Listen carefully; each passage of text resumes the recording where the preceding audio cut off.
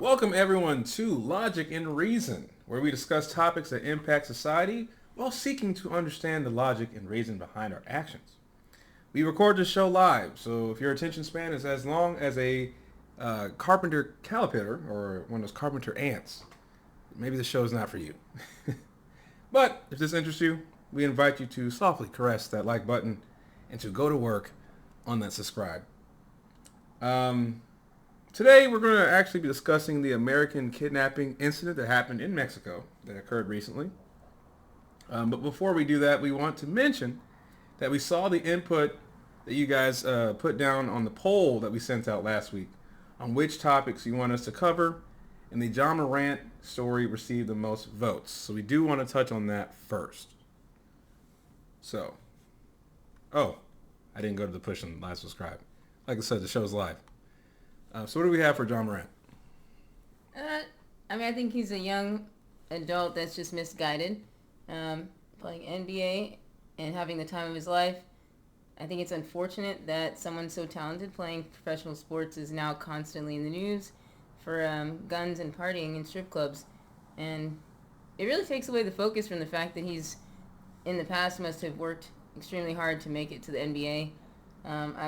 It would be nice to just hear about his performance in the games. So I don't really have much on it.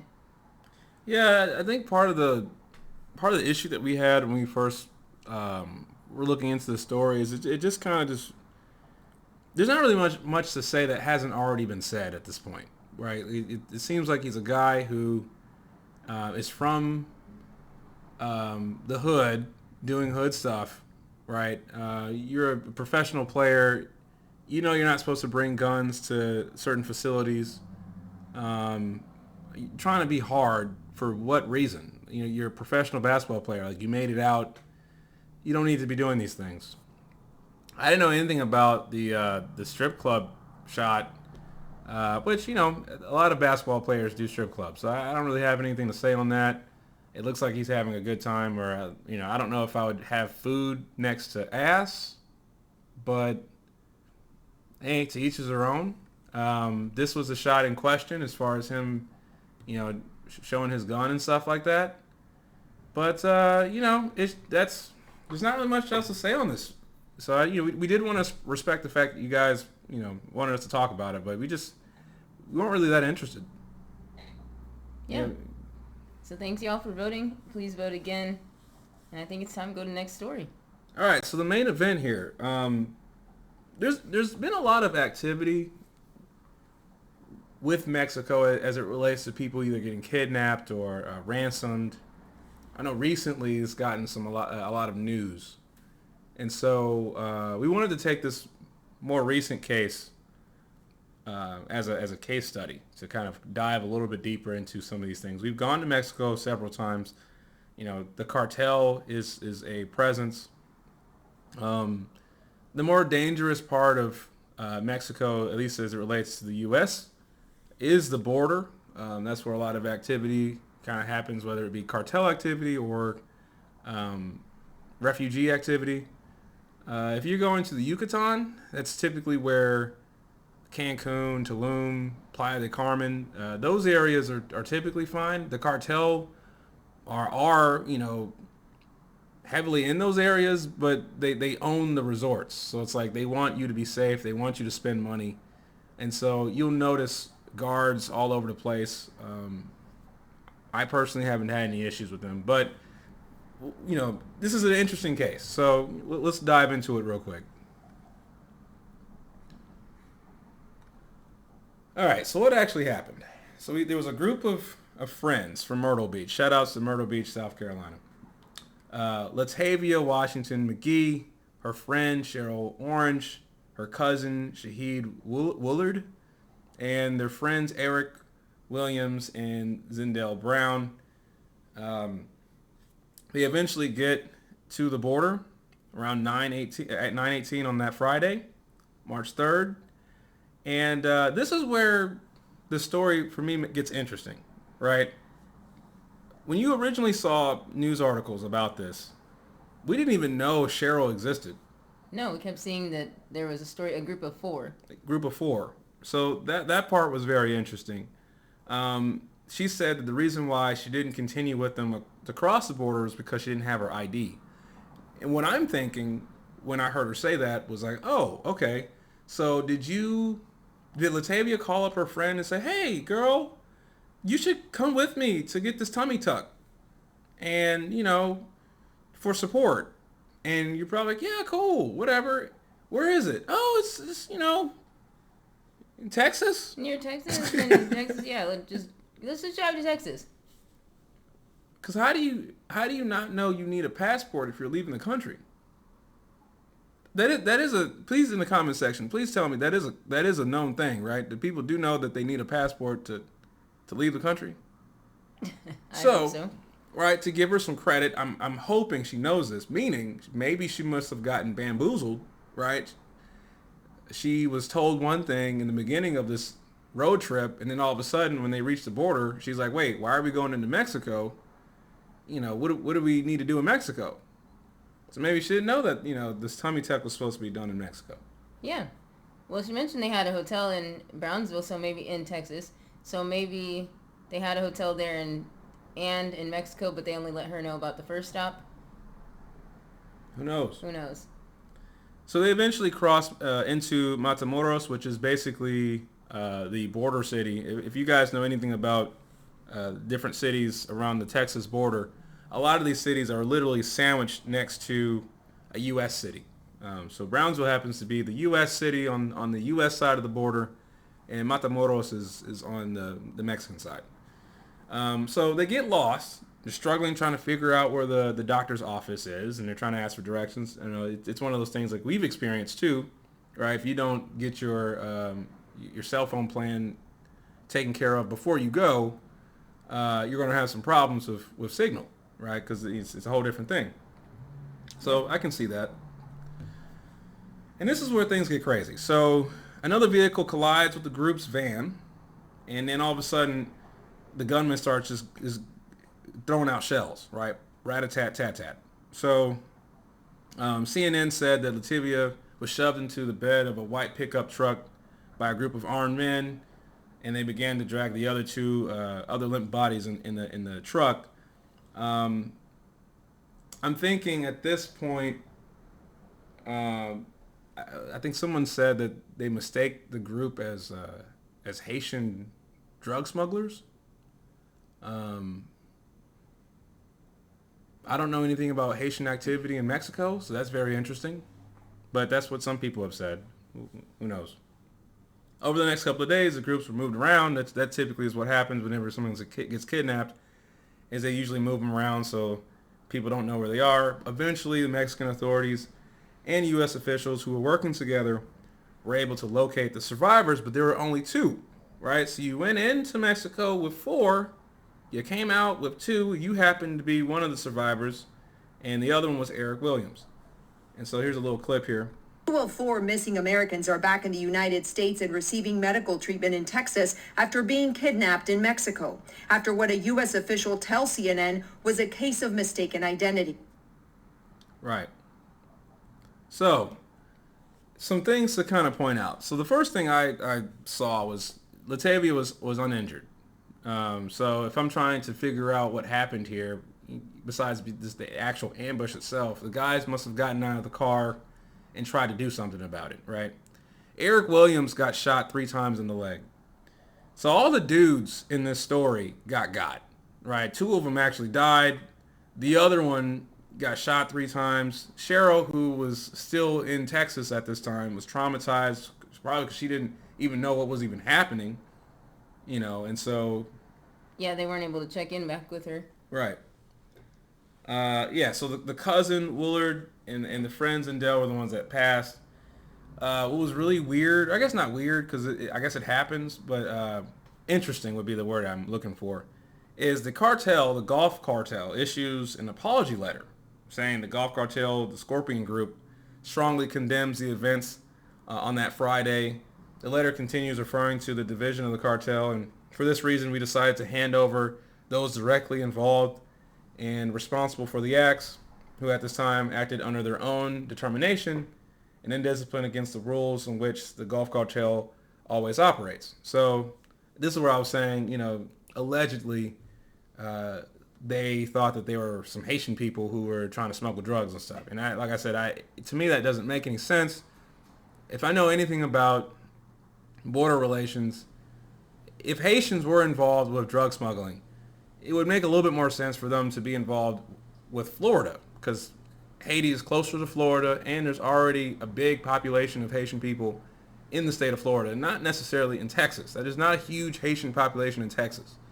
So that whole thing just sounds crazy to me. And they really haven't released the source that they got that information from. They did not. It's more of a guess or guesstimate. Correct. So why were they there? Right, I mentioned it earlier. They were there because of Latavia wanting a tummy tuck. And this kind of goes into some other topics that we might dive into maybe in other shows. But this desire for a lot of our women to go to these different countries to get these cosmetic surgeries cheaper, right? So Mexico does actually happen to be a popular destination for plastic surgery. They call it medical tourism. Plastic surgery ends up becoming about 13% of the overall medical tourism that Mexico receives. Just for those who are unfamiliar with the plastic surgery space, that all includes the breast implants, lifts, reconstruction, all that stuff. Liposuction, rhinoplasties, and of course the tummy tuck. Why Mexico? It's cheaper.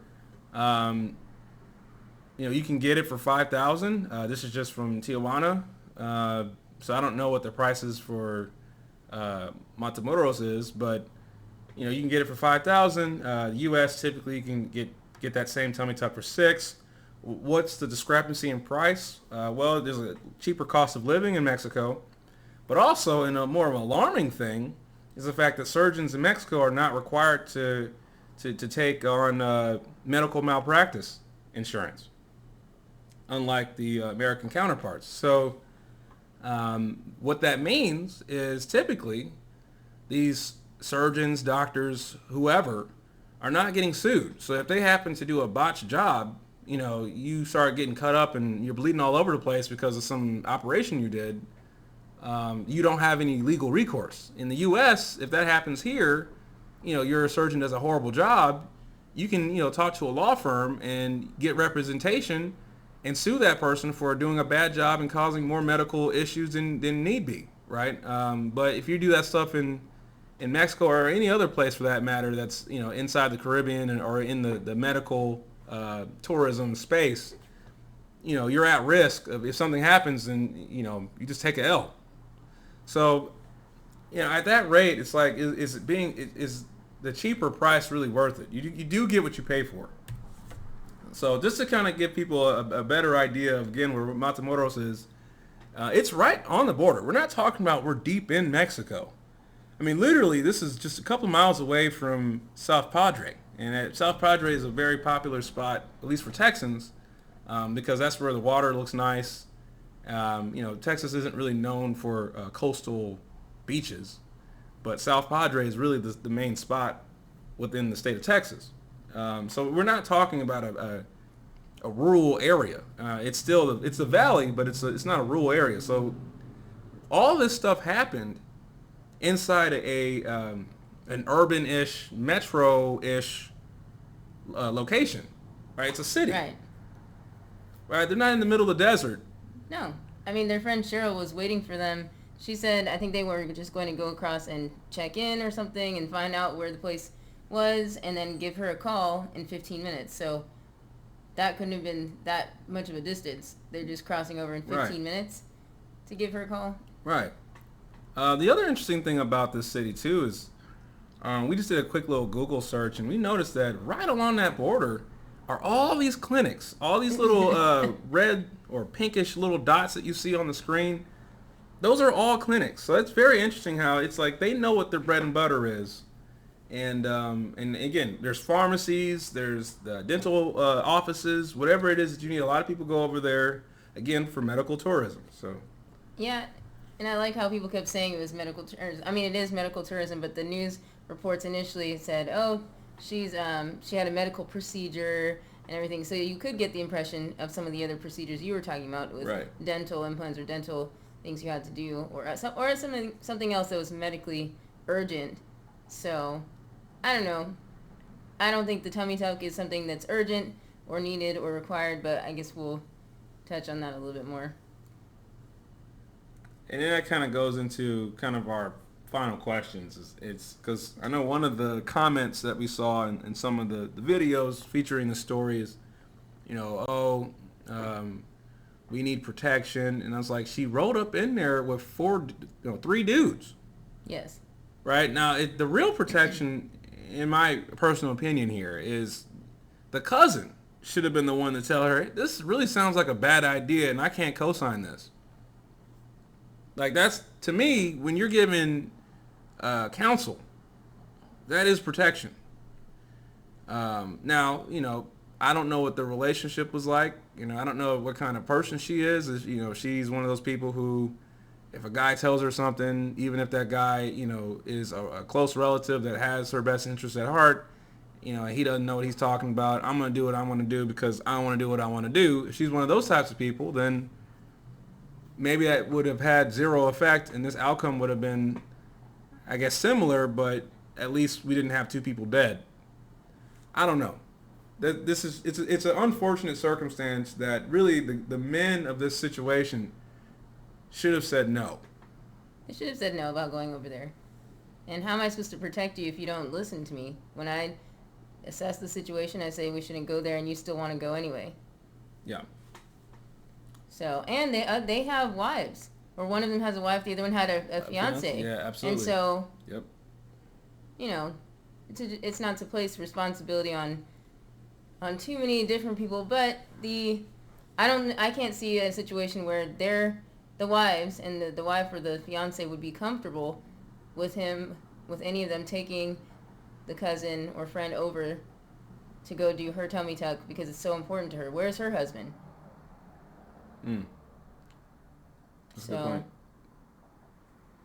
And that kind of goes into some other issues that we have, and that is, this plastic surgery thing.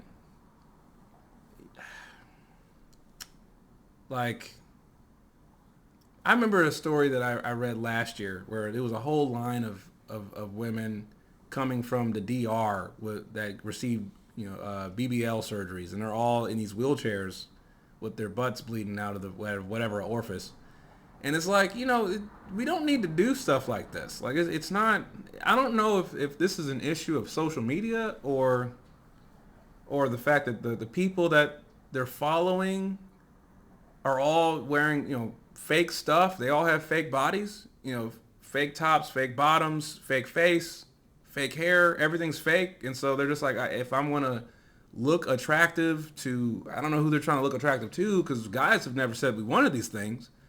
But whoever they're trying to look attractive to, they're saying, oh, I need to look fake as well. Everybody's trying to make themselves look like Megan Thee Stallion. I can't. Yeah. It's amazing how many people have the same makeup look, same hair, the same nails, the same eyelash. Everybody wants to look the same. Same lips. Same lips. And or a version of Kim Kardashian or the Kardashians, It's unfortunate. I would like the stuff to stop. Which I would say the Kardashians, well, now they've started removing some of those things. They've made their money. But they were making money. That's not for me to promote it, but I'm just saying that they were trying to make money. They got a lot of attention. And then a bunch of women are following, and it's like, what are you getting out of this? You're just cutting up your body. And they have different resources. Maybe some of the women are wealthy, but a lot of them are trying to cut costs and going to dangerous situations to try and get the same look. It's like, the Kardashians probably went to a well-known surgeon, did all the proper checks, and they came out looking fine and making it seem as if it was an easy thing and nothing can go wrong. And I think that's a problem when people want a surgery so bad or want a change in their appearance. They're not checking all those things. Yeah, I don't know. But we would love to hear what you guys think about that. Yeah. The tummy tuck thing, the plastic surgery stuff, the BBLs. Have we gone too far with this? Is it going to go down? Is there a movement for this stuff to kind of decrease? Is it less popularity, or do you all see it being more of an increased presence where you don't see it going anywhere anytime soon? We would love to hear what do you guys say. Go ahead. Oh, and I don't mean to be insensitive, but does Latavia go back there or somewhere else to get the tummy tuck? Because she never got to have it. She never got to have it. So that's a very good question. Did she learn her lesson after, putting people in danger and 2 of them dying? Or is she going to find another country to try to get this tummy tuck from? Or are you actually going to do things the hard but healthy way and just going out and exercising? Oh, right. You could actually just do crunches and jogging. And diet. And, oh, yes. Well, that's a Absolutely, lot of, yes. I mean, yes. abs. You do have to eat well, yes. Abs in general, it's not rocket science. Abs really are diet based. I mean, it's yes, you do need to do the exercises to tone the muscles, but really the fat is diet. It's more diet than it is the actual exercises that you have to do. Yeah. And and I'm guilty of that. I used to have good abs, and now I like pizza. So it's like it is what it is. But anyway, we'd love to hear what you guys think. As always, subscribe, push that notifications. We try to release a video every week. And so if you have any interesting ideas, let us know in the comment section. We do appreciate the comments, especially with the last video. Shout outs to everybody who watched. What video was that? That was the Chris Rock video. The Chris Rock video. Yeah, a bunch of engagement on that one. So we really appreciate you guys. We'll see you in the next episode.